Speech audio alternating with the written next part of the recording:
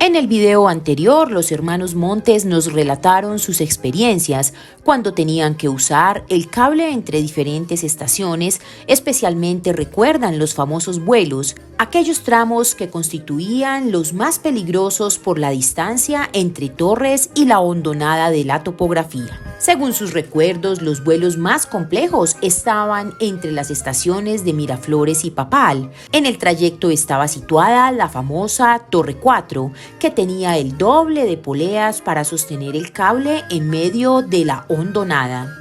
Desde el vuelo era posible ver la quebrada de la Mula y sus hermosas cascadas. También recuerdan el vuelo entre la estación de Buenavista y La Brecha, hoy el Cerro de Oro en Manizales. En el municipio de Herveo eran famosos el vuelo entre Frutillo y Soledad y el salto de Yolombal, en el cual se encontraba la Torre 20, estructura que por su altura permitía contrarrestar las condiciones topográficas de la zona. Según nos cuentan, desde el salto se apreciaba hermoso el río Gualí. Hoy la Torre 20 engalana la zona del cable en la ciudad de Manizales. En el video de hoy nos relatan algunas peripecias del cable, especialmente cuando este se rompía, las cuadrillas de hombres que alaban el cable del monte para volverlo a empalmar y del peculiar teléfono que servía de comunicación entre estaciones. Escuchémoslos a continuación.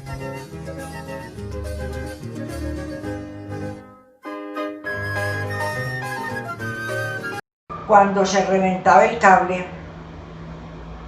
paraban todo el cable completo. Ese cable, para poderlo recoger de la zona, tenían que poner unos aparatos muy potentes, con mucha fuerza para poder agarrar el cable y acercarlo a la estación para poderlo empatar.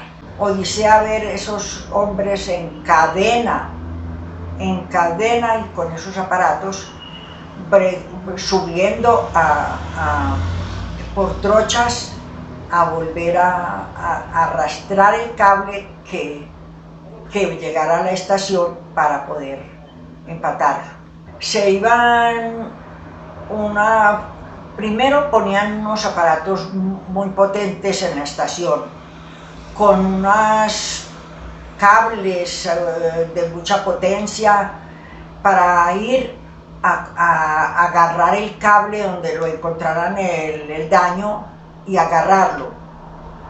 Jalaban hasta que con eso, para sostenerlo, que los trabajadores pudieran sostenerlo, y ayudaban con una cadena de trabajadores ayudando a que el cable pudiera subir fácil hasta donde las dos puntas para llevarlas a una estación de empalmar.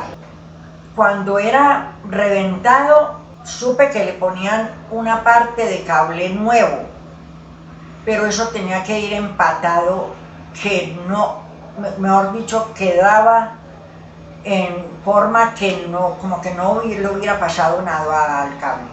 Cuando venía sentido el cable, que llegaba a un torsal suelto, y entonces paraban el cable y avisaban a las otras estaciones que pararan el cable porque había llegado un torsal que era un alambre de acero suelto y tenían que de inmediato parar el cable. Si llegaba a una torre así, podía formar una tragedia porque se trancaba y entonces ya se desconectaba el cable de las poleas. Empalmador era que neutralizaban el cable, lo neutralizaban con unos grilletes para que lo tuviera, y acá atrás a veces que se zafaba un torsal, llamaba eso, o sea que el cable traía 8 torsales de alambre, pues puro acero muy grueso, y a veces que se zafaba, se reventaba un cable de esos, entonces quedaba bamboleando. Por la noche cuando acababan, entonces cuadraban ese daño en la estación y empalmaban, ¿qué era? Mochaban el cable, pero aquí lo tenían tensionado, pero aquí atrás, como quedaba suelto, entonces lo mochaban, arreglaban el daño y volvían y lo añadían.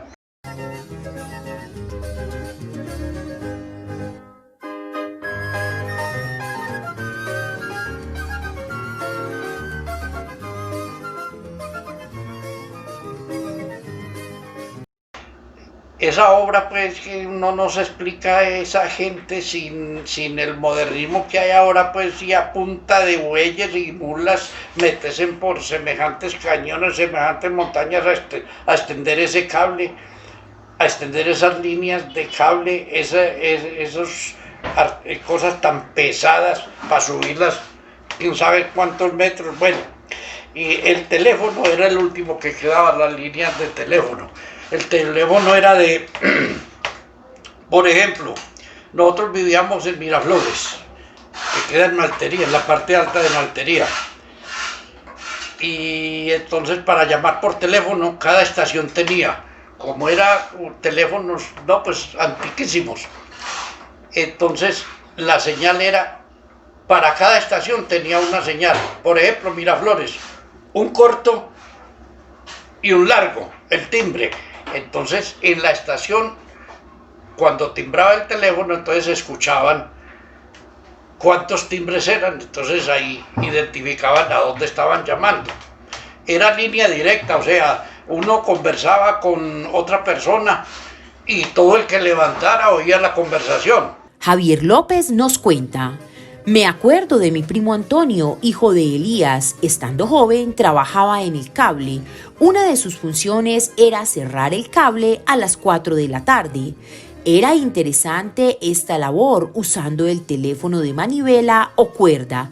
Con una de sus manos daba vueltas rápido a una manija para que el teléfono funcionara y con la otra mano acercaba el auricular al oído tratando de lograr comunicación con alguien lejos en la línea del cable. Se necesitaba saber si alguna de las vagonetas al cierre del día había quedado colocada exactamente en una de las torres donde fácilmente alguien pudiera subirse y robar su carga. Hacer esto tomaba mucho tiempo porque la comunicación no se daba o porque el hombre al otro lado tenía que hacer una revisión visual.